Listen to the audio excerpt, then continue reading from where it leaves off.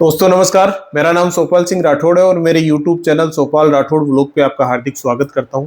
दोस्तों आज ऐसी एक शख्सियत से मिलने जा रहे हैं जिनसे आपको मैं मिलाने जा रहा हूं, जो रियल एस्टेट में काफ़ी लंबे टाइम से काम कर रहे हैं और काफ़ी बड़ी डील्स कन्वर्ट कर लेते हैं, क्लोज कर लेते हैं। तो आज इनसे हम सारी चीज़ें जानेंगे। तो मैं स्वागत करना चाहूँगा आपके माध्यम से मिस्टर राकेश जी शर्मा। नमस्कार। पहले तो आपका धन्यवाद करता हूं और साथ में हमारे दर्शकों को बहुत बहुत धन्यवाद जो आपने मेरे को आज यहाँ पे मौका दिया आपके इस चैनल के माध्यम से। और मैं काफ़ी लंबे टाइम से रियल एस्टेट का काम कर रहा हूँ और मैं देखते हैं आपसे आज आप क्या किस तरह से मुझे अपने जाल में फंसाने वाले हो। ऐसा नहीं है, जाल वगैरह में नहीं फंसा रहे। मैं आपसे राकेश जी ये जानना चाहूंगा कि आपने रियल एस्टेट ही क्यों चुना? क्योंकि क्या होता है, लोग कई नौकरी करते हैं, कई बिजनेस करते हैं और रियल एस्टेट में बहुत सारी कमियां भी है, काफी अव्यवस्थित है काफी टाइम से पहले। अब तो काफी व्यवस्थित हुआ रेरा आने के बाद में। आपने रियल एस्टेट ही क्यों चुना? मेरा रियल एस्टेट चुनने का एकमात्र कारण ये था कि मैं रियल एस्टेट में लगभग 2003-04 से हूँ। उस वक्त स्टार्टिंग में मैंने थोड़ा पार्ट टाइम किया था और मेरा जो स्टार्टिंग प्रोफाइल थी वो बिज़नेस की प्रोफाइल थी। और बिज़नेस प्रोफाइल में रहते हुए मैंने बहुत पैसा लगाया और उसके अकॉर्डिंग जो पैसा मैंने लगाया था तो वो रिटर्न हमें नहीं मिल पाते थे। मतलब कि जैसे मैंने कोई एफएमसीजी लाइन का काम किया और डिस्ट्रीब्यूशन मैंने लिए कई एफएमसीजी के और उसमें काफ़ी पैसा भी लगाया, बट उसके अकॉर्डिंग मुझे रिटर्न नहीं था। फिर मैंने गारमेंट लाइन में काम किया और गारमेंट एसेसरीज का मेरा होलसेल का इंडिया लेवल पे अच्छा काम था। अच्छा। और उस वक्त भी मैं अच्छा काम करता था, लेकिन वही वाली बात कि जिस लेवल पे हमने पैसा लगाया हुआ था और जो हमें रिटर्न मिलना चाहिए था वो रिटर्न नहीं मिलता था। हम लोगों को माल सप्लाई करते थे और पेमेंट्स के लिए बड़ी प्रॉब्लम आती थी। तो एक बार हमारे एक नॉन है, उन्होंने मेरे को कोई एक प्रॉपर्टी दिखाई थी मार्केट में, एक प्लॉट दिखाया था कि बोले आप ये इन्वेस्टमेंट के लिहाज से ले सकते हो और यहाँ पे ऐसा ऐसा मास्टर प्लान है गवर्नमेंट का, यहाँ बड़ी रोडें बनेंगी। तो वो एक टर्निंग पॉइंट जिसको होता है ना, वो टर्निंग पॉइंट मैंने एक बार छोड़ा था लाइफ में। उस वक्त मैंने उनको वो बना किया कि नहीं नहीं, मेरा तो बिज़नेस खुद का है और मैं आपके प्लॉट में पैसा क्यों लगाऊं, और वो मैंने एकदम मतलब ड्रॉप कर दिया था।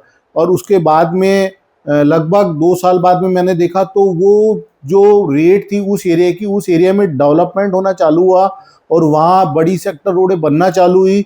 और उस जगह जो प्रॉपर्टी मुझे 300 रुपये गज में मिल रही थी उसका 3000 रुपये गज का रेट था। मैं इतना वंडर कर गया कि मैंने इतना पैसा अपने व्यापार में लगा रखा है और उसके बाद भी मुझे वो रिटर्न नहीं मिल रहा है। ये 2 साल के अंदर यहाँ पे 300 रुपये का प्लॉट 3000 रुपये गज में हो गया। तो वो ही मेरी लाइफ का फिर एक टर्निंग पॉइंट आया था। मैंने वो प्लॉट ज़रूर मिस किया था, लेकिन उसके बाद में मेरा रुझान रियल एस्टेट की तरफ होने लगा। और जो मेरे नॉन थे, जिनको आप कह सकते हैं कि मैं अपना रियल एस्टेट गुरु भी मानता हूँ, और उनके माध्यम से मैंने बहुत सारी चीज़ें सीखी भी है। और फिर मैंने उनसे डिस्कस किया और उन्होंने मेरे को एक ऑफ़र दिया कि आप एक, मेरे को ऐसे लैंड चाहिए और आपके एरिया में मुझे कोई लैंड आप दिलाओ।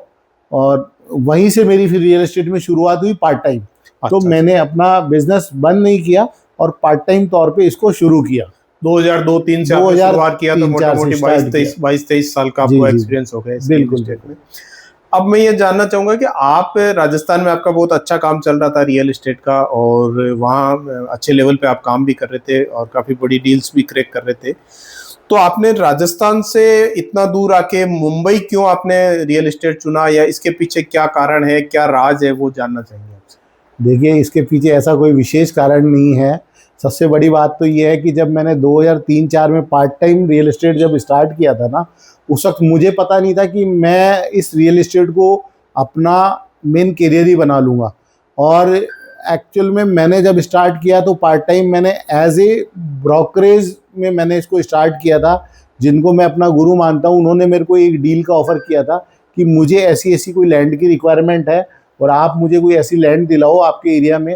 तो चूँकि मैं जयपुर का रहने वाला हूँ, दिल्ली हाईवे, जयपुर दिल्ली हाईवे पे हमारा गांव है, वहाँ पे एक लैंड मैंने उनको दिलवाई थी। और उस लैंड के बाद में मुझे जो ब्रोकरेज में पैसा आया तो मुझे बड़ा अच्छा लगा कि मेरे को कुछ ज़्यादा करना नहीं पड़ा। एक जिम्मेदारी ज़रूर होती है मतलब ब्रोकरेज जो ली उसमें जिम्मेदारी थी कि वो लैंड का जो टाइटल था वो मैंने सारा चेक किया था, उसमें अगर कहीं कोई सब डिवीजन वाला कुछ इशू था वो मैंने क्लियर करा के दिया था। एक जिम्मेदारी जरूर बनती है, लेकिन उस छोटी सी जिम्मेदारी को निभाते हुए मैंने वो टाइटल को क्लियर करके दिया और मुझे एक हैंडसम अमाउंट मिला। तो मुझे बड़ा अच्छा लगा कि यार ये काम बहुत अच्छा है। और मैंने पार्ट टाइम उसको जब स्टार्ट किया तो धीरे धीरे धीरे धीरे मैं फुल टाइम रियल एस्टेट में ही आ गया और मैंने अपना अच्छा खासा होलसेल लेवल पे जो गारमेंट का काम था वो क्लोज किया और फुल फ्लैश 2007 से मैं रियल एस्टेट में आ गया।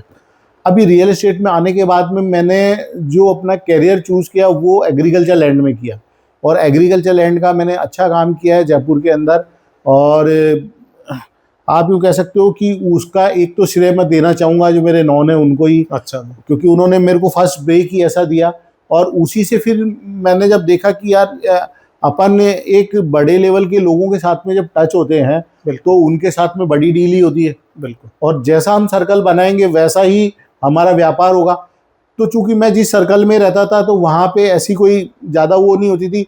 अगर किसी से प्लॉट का भी बात करते थे लोग ऐसे मना, अरे नहीं नहीं क्या करेंगे ये, चूंकि मैंने खुद ने भी ऐसे ही छोड़ा था एक प्लॉट।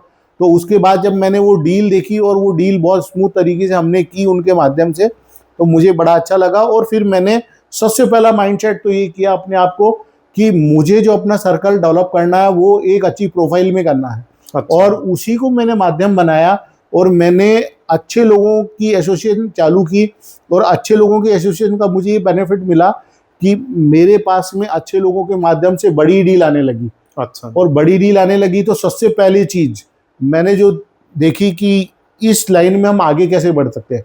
तो कोई भी अच्छी प्रोफाइल के व्यक्ति को सर्विसेज चाहिए होती है और गुड फेथ चाहिए होता है। तो मैंने अपना 100% दिया उनको सर्विसेज में। उनको थोड़ी सी भी तकलीफ नहीं होने दी, हर चीज़ मैंने क्लियर करके दी उन्हें। और साथ में प्रॉपर सर्विसेज मैंने उनको दी, कहीं उनको जाने आने की ऐसी कोई भी तरह की मैंने मतलब उनको मौका ही नहीं दिया, सारा काम उनका बैठे बैठे किया।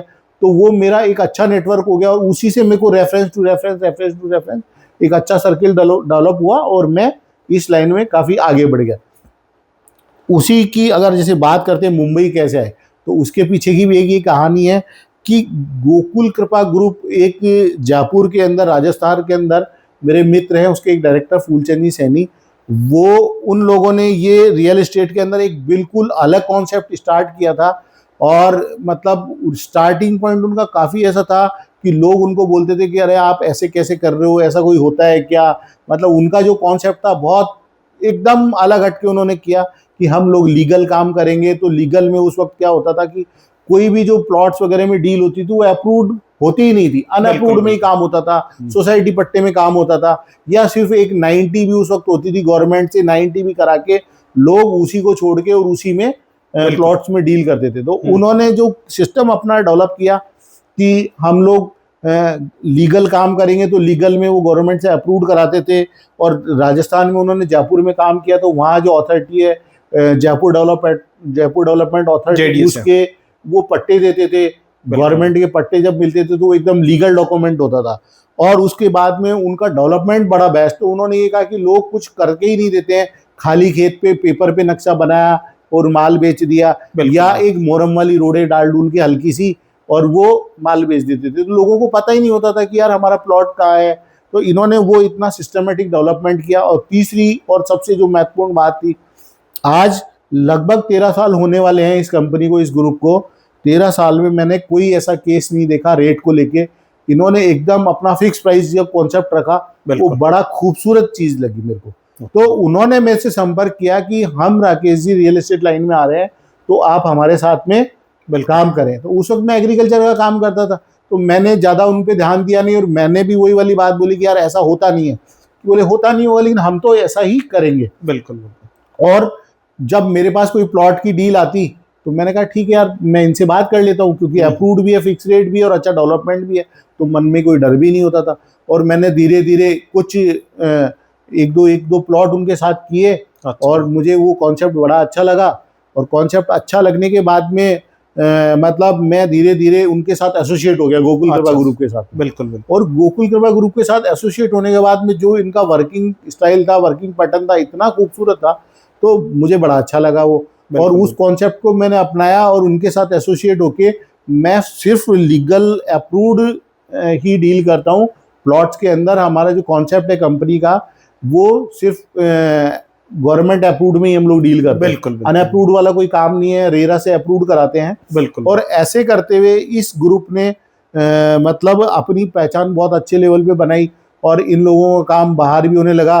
तो राजस्थान में जयपुर के बाद इन्होंने अजमेर और कोटा में भी बिल्कुल अपना एक्सपेंड किया बिजनेस। अच्छा। और जो रियासत ग्रुप है, 3 साल पहले ये इसी का एक पार्ट था, और 3 साल पहले इन्होंने मतलब मुंबई में अपना स्टार्ट किया था राजस्थान में, और लगभग 1.5 साल पहले उन्होंने बॉम्बे को चूज किया। तो जब जयपुर में बॉम्बे को लेकर बात होती थी कि मुंबई में हम प्रोजेक्ट लेके आएंगे, तो मुंबई कहीं ना कहीं नाम ही अपने आप में आप जानते हो कि लोगों को अट्रैक्ट करता बहुत जबरदस्त तरीके से।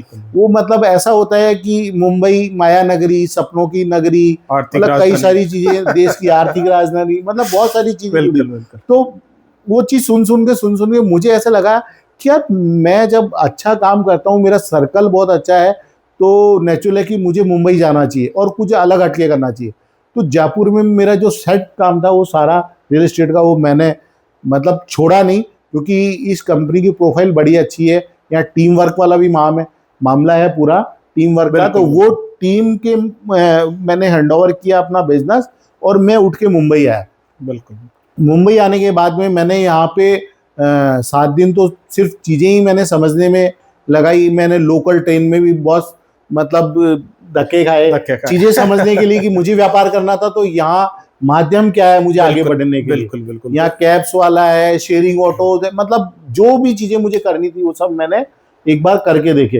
तो अब आपको क्या लगता है मुंबई के अंदर क्या ग्रोथ रहने वाला है आने वाले टाइम में? दूसरा, जो आपने मुंबई में जो एरिया चुना है, नवी मुंबई, रायगढ़ जिला क्यों चुना आपने, और यहाँ आपको क्या ग्रोथ दिख रहा है, क्या पोटेंशियल दिख रहा है आने वाले टाइम में, क्या देखते हैं आप यहाँ?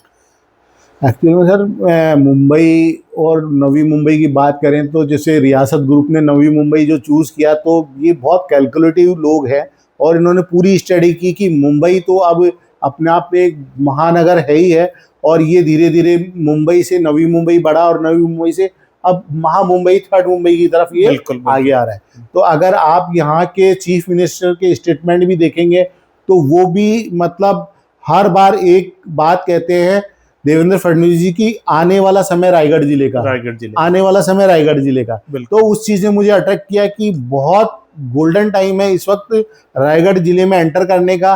रियासत ग्रुप ने जब रायगढ़ में प्रोजेक्ट लॉन्च किए हैं, और चूंकि बंगलो प्रोजेक्ट है, तो मुंबई वालों के लिए तो एक सपना होता है बंगलो, है ना।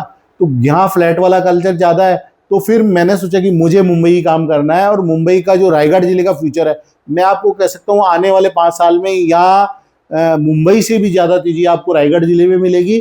और लोगों से जो आज जो प्लॉट उनको मिल रहे हैं, मतलब वो बंगलो प्लॉट, वो एक बार वापस यहाँ के लोगों की पकड़ से दूर हो जाएंगे। क्योंकि आज मैं देखता हूँ 1 साल का जो मेरे को यहाँ पीरियड हुआ है, 1.25 साल का, उसमें इतने प्रोजेक्ट रायगढ़ जिले में आने लग गए। ओल्ड पुणे हाईवे पे अगर आप देखो तो इतने ग्रुप हैं जिन्होंने अपने बड़े बड़े दिग्गज ग्रुप है अपने अपने प्रोजेक्ट लॉन्च किए हैं। तो बड़ा अच्छा लगता है कि मेरा डिसीजन काफ़ी सही है, और मैंने यहाँ पे अच्छे प्लॉट्स भी दिए हैं। अब मैं एक चीज और जानना चाहूंगा आपसे कि मुंबई के अंदर यदि रेट्स की या इनकी बात करें, तो क्या होता है कि टिकट साइज काफी थोड़ी बड़ी रहती है, और आप बड़े साइज के या बड़े प्लॉट या बड़ी डील कैसे कन्वर्ट कर लेते हैं, जिनको क्लोज भी कर लेते हैं, तो उसका मैं एक राज जानना चाहूंगा, तो दर्शकों को भी बताए। कई लोग क्या है, रियल एस्टेट के भी मेरे चैनल पे रियल एस्टेट में जो काम करते हैं वो लोग भी है, उनसे बड़ी डील कन्वर्ट नहीं होती है, तो उसके बारे में जानना चाहूंगा कि बड़ी डील कैसे कन्वर्ट कर लेते हैं, जो टिकट साइज काफी बड़ा होता है, उसको कैसे कन्वर्ट करते हैं, उसके बारे में थोड़ा सा बताएं तो लोग। सर ये तो सिंपल है, मैंने जैसे आपको बताया ना कि बड़ी डील कन्वर्ट करना कोई बड़ी बात नहीं होती है, डील कोई बड़ी और छोटी नहीं होती है। सबसे बड़ी चीज़ क्या होती है कि आप किस सर्कल में रहते हैं, किस एसोसिएशन में रहते हैं। जब आपने सर्कल ही अपना इस लेवल पे कर लिया, तो वहाँ पे आपको डील को कन्वर्ट करने में दिक्कत नहीं आती। मैंने एक्चुअल में पहले दिन से ही अपना जो सर्कल है वो उस लेवल पे डेवलप किया, और मुंबई आने के बाद भी मैंने जो प्रोफाइल पकड़ी, मैं यहाँ मार्केट में कहीं नहीं भागता, मैंने सिर्फ हाई प्रोफाइल पकड़ी। और हाई प्रोफाइल में जाने के बाद में लोगों को सिर्फ वो चीज़ समझ में आनी चाहिए। एक बार समझ में आने के बाद में उस डील को क्लोज करने में कहीं दिक्कत नहीं आती है। रेट्स को लेके कोई प्रॉब्लम नहीं है, लीगलिटी को लेके कोई प्रॉब्लम नहीं है, और उसके बाद में डेवलपमेंट को लेके कोई प्रॉब्लम नहीं। तो स्टार्टिंग 6-8 महीने मुझे थोड़ी दिक्कत आई यहाँ पे, लेकिन जैसे जैसे रियासत ग्रुप का डेवलपमेंट दिखने लगा, जैसे जैसे रियासत संकल्प हमारे यहाँ पहला प्रोजेक्ट था उसमें चीज़ें दिखने लगी, तो और मैं यहाँ कंटिन्यू रुका तो लोगों को मेरे पे भरोसा हुआ और मैंने यहाँ पे भी अपना सर्कल एक अच्छे लेवल पे डेवलप किया। और मैं ये कहूँगा कि सिंपल कहानी है कि आप जैसा खाओगे अन्न वैसा रहेगा मन। तो वही एक कहानी है कि जैसे लोगों में आप उठ बैठ करोगे तो वैसे ही आपका सर्कल डेवलप होगा और आपको प्रॉब्लम बिल्कुल भी नहीं आएगी बिल्कुल डील क्लोज करने में। बिल्कुल। चलो, अब आपसे बात करके बहुत बढ़िया लगा। दूसरा क्या है, दर्शकों के लिए क्या कई बार कई चीजें होती है जो डील बड़ी नहीं क्लोज नहीं कर पाते, तो सर्किल है। इसके अलावा आपका रिलेशन बहुत अच्छा रहता है। मेन चीज जो होती है रिलेशन से लोग कन्वर्ट होते हैं, ये आप बताना भूल गए। लेकिन ये रिलेशन वाली बात आप सही कह रहे हैं, क्योंकि मैंने क्या है कि ये मुंबई में महसूस भी किया है। रिलेशन डेवलपमेंट में मतलब मैं सबसे ज़्यादा समय लगाता हूँ। मैंने जब मुंबई आया था तो मुझे याद है कि 8 दिसंबर 2023 को मैंने यहाँ एक मेरे नॉन है और उनको मैंने विजिट कराई थी। तो उसके बाद में मैंने उनसे रिलेशन मेरे डेवलप किए। वो किसी रेफरेंस से मेरे को मिले थे और उनसे मैंने कंटिन्यू रिलेशन अपने डेवलप किए। हर 2-3 महीने में मैं उनसे टच करता था, सर आपके साथ चाय पीने की इच्छा है, आप सर देखो ना अभी हमारा यहाँ पे हम जो प्रोजेक्ट लेके आए हैं तो उस वक्त आप आए थे, आज एक बार फिर देखिए। तो मैंने उनको 4 बार ये प्रोजेक्ट विजिट कराया। मैं उनके पास में 4 बार मिलने गया, उनके घर पे चाय पीने के माध्यम से जाता था। इवन मैं तो ये कहता था घर छोड़ के मैं बैठा हूँ तो मुझे तो डिनर घर का खाना खाने की इच्छा हो रही है, तो क्यों नहीं मैं आपके साथ डिनर करूं। मतलब एक रिलेशन, एक बॉन्डिंग अच्छी बना लेता हूं लोगों के साथ में। वो बॉन्डिंग लोगों को बनानी चाहिए, क्योंकि देखिए आज का समय जो है वो रिलेशनशिप का ही है, रिलेशन का ना। लोग स्वार्थ से ऊपर उठ के अगर एक्चुअल रिलेशनशिप रखेंगे, उसमें पूरी ईमानदारी बरतेंगे और सामने वाला अगर हमारे पे भरोसा कर रहा है तो उस भरोसे को हम कायम रखेंगे, तो मैं कहता हूँ आपको आगे बढ़ने से कोई नहीं रोक सकता। बड़ी से बड़ी डील भी बहुत आसानी से आप क्रैक कर देंगे। थैंक यू राकेश जी, आपने बहुत अच्छे से एक्सप्लेन किया सारी चीज़ें और दर्शकों को ये सारी चीज़ें समझ में आई होगी। तो मैं आपका हार्दिक स्वागत करता हूँ। आपने समय दिया, अपना कीमती समय दिया, उसके लिए बहुत बहुत हार्दिक आभार। आपका भी बहुत बहुत धन्यवाद, शुक्रिया जो आपने आज हमें यहाँ पे बुलाया, आपके चैनल के माध्यम से लोगों से रूबरू कराया। Thank you very much. Thank you दोस्तों। तो ये थे राकेश जी। यदि वीडियो आपको अच्छा लगा तो लाइक करें, कमेंट करें, ज़्यादा से ज़्यादा लोगों को शेयर करें और आपको इससे संबंधित कोई सवाल हो तो कमेंट ज़रूर करें।